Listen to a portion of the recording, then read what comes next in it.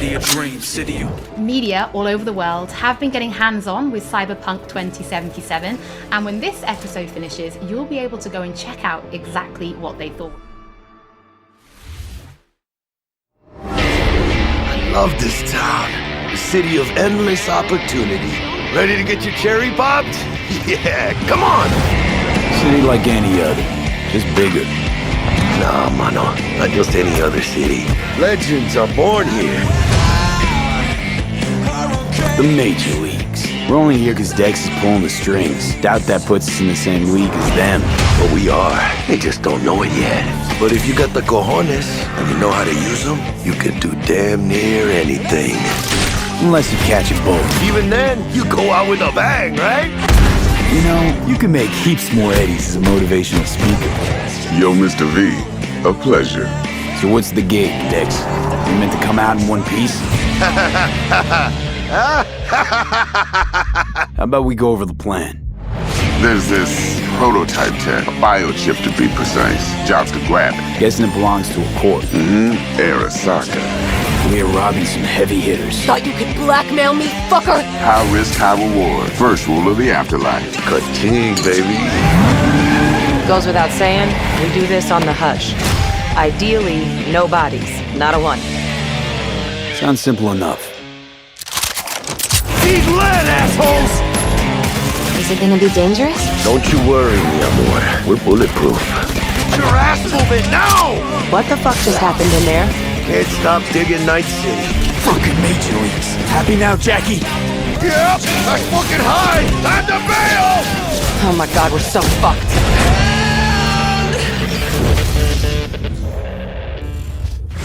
Dix, what the fuck?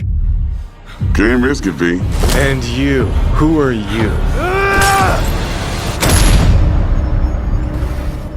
Fuck.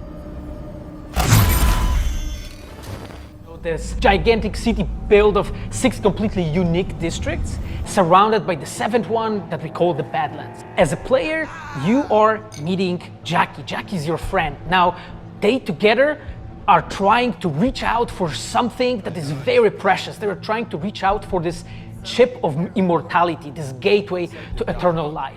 He is able to provide the player with various jobs and contracts to be able to gather money, to be able to modify their bodies, push themselves to the limits, to put their hands on the chip. But the Mogs is one of the gangs that player is going to interact with throughout the game. The Mogs is the gang that has been formed in 2076 after death of Elizabeth Borden. She was called Lizzie. Now, protecting working guys and girls from harassment, from abuse, and the gang is really continuing her mission. And as a player, you are going to interact with that gang, meet multiple different NPCs, and as a player, you'll be able to traverse that space in your car or motorcycle.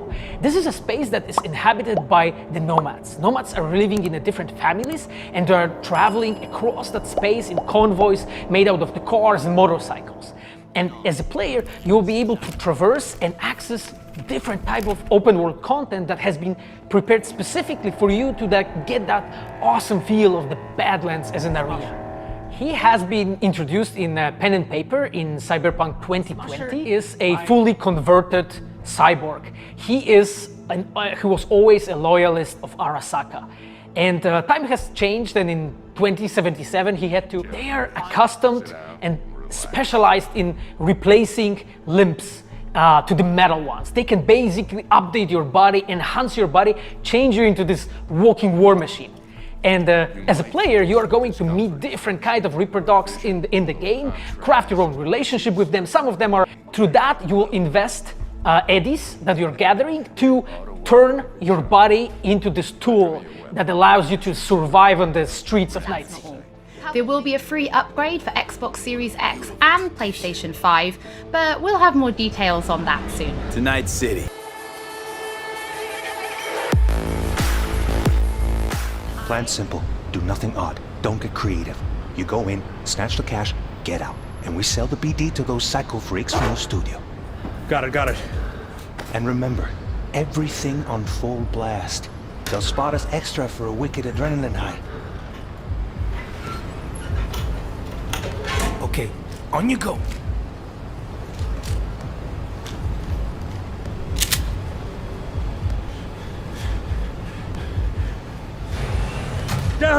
Everybody, on the ground! I want to see you kissing the flooring! Money! Now, or I will fucking drop you, I swear to God! Well, yeah, hey, now! Before I blow your fucking head off!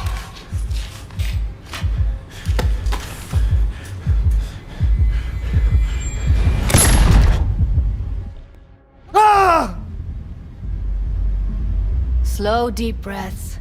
Your cortisol and adrenaline spiked, but the soft activated your hormone blockers. Nothing happened. You're alive and well. That was too much.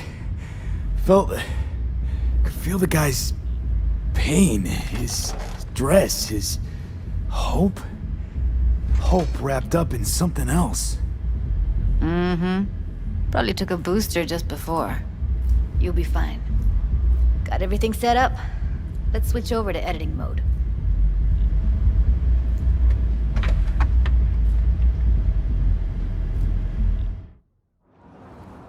I'll sever the link to the BD Roller's sensory array. You'll be able to look around freely. Whole scene's yours. Full cam control in analysis mode, so move around, zoom in and out, whatever else you come up with. Think of it as your own little sandbox. So, analysis mode, you control playback. Can even pause when you feel the need. Then you use the editor console to unpause. Try it. Plan simple. Do nothing odd. Don't get creative. You go in, snatch the cash, get out. And we sell the BD to those psycho freaks from the studio. Got it. Dream as hell, right? Well, that's not all. You can speed things up or rewind, whatever you like. Give it a try. Rewind, roll it back to the top. Can I? All good, neat. Now try fast forwarding a bit. Plan simple. Do nothing odd. Don't be creative. You go in, snatch the cash, get out. Okay. You can also reset the recording. That'll take you right back to the beginning. Try it. Now for some fun. This here's why you came in the first place. In analysis mode, you get to view and even scan details of the enviro recorded by the BD Roller. Focus on the heat, the gun this gonk gets from his buddy at the beginning. Now scan it. Plan simple. Do nothing odd. Don't get creative. You go in, snatch the cash, get out. And we sell the BD to those psycho freaks from the studio. And remember, keep on left. Okay, right here. Excellent. Let's move on. Now heads up. In analysis mode, you can ferret out background noise and conversations if the roller got close enough. This tech records everything, every little detail, even the sights and sounds the roller was never aware of. To see the sources of the recorded sensory signals, switch to the audio layer in the editor. Go ahead and try that now. Okay, good. Now you should see several sound signatures in the store. Choose one and hone in on it. Pack of 6, case of Brosif, and a couple of zappers. Okay. We have a deal today on 2 flavors. Cuddy and surf and everybody!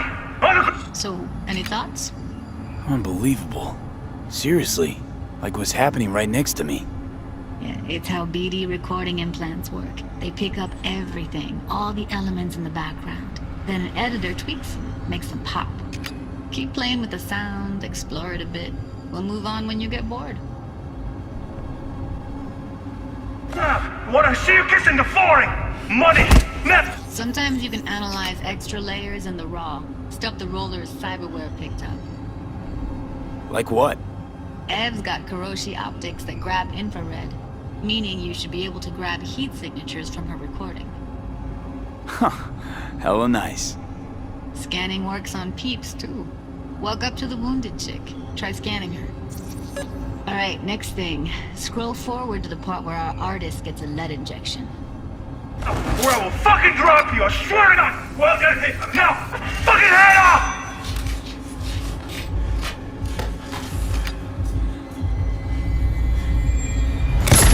See that? They shot him and he never saw it coming. But you will. Here it comes. My favorite part of the game. See the blinking thing over the entrance? Surveillance cam. Must have caught our shooter. You'll see in a sec. Cam feeds to the screen behind the clerk.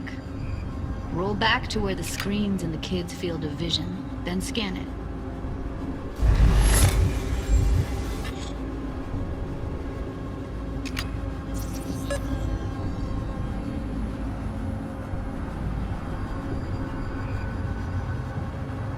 His own Chumba shot him. Probably planned to all along. Must have got a nice slice of cred on the black market for a BD like this. BD freaks are ready to pay a preem for a real flatline. Anyway, if you've seen enough, you can exit.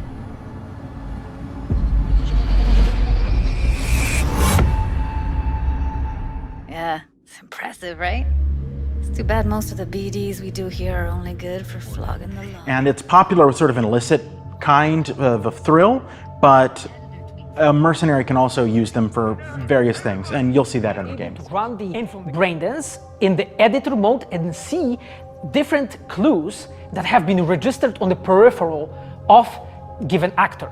Now, as a player, you can slide on the timeline of that recording, back and forth, trying to uncover different clues. And that clues are actually telling a story in the game.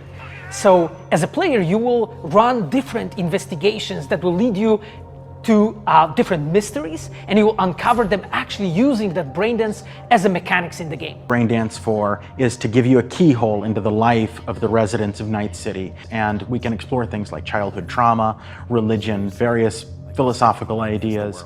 And we've got this really interesting world that stretches all the way back to the Cyberpunk 2020 source material and all of these events and all of those things, but those don't mean anything unless they connect with characters. What kind of obstacles did they face in this harsh reality, and did they overcome them? And how did they overcome them, or did they not overcome them, and why? And you can see all of those things in their environment, in their dialogues, in sort of how they operate in the world. And we come up with that for all of our characters. Now you look at someone like Witcher 3 team with Patrick and like everybody that has stayed with us since the Witcher 3 time, we really have grown so much. We have learned so much, and we have used all that experience to put them into the quest that we have made. And you will not find really a filler in this game. Like, everything has a meaning. Like, we put so much effort into making sure that everything is rewarding, is interesting, is talking about characters, as Patrick said, is talking about worlds, is talking about emotions. Like, earlier in this episode, I mentioned that media have been getting hands-on with the opening of Cyberpunk 2077, and they should be posting their impressions right about now.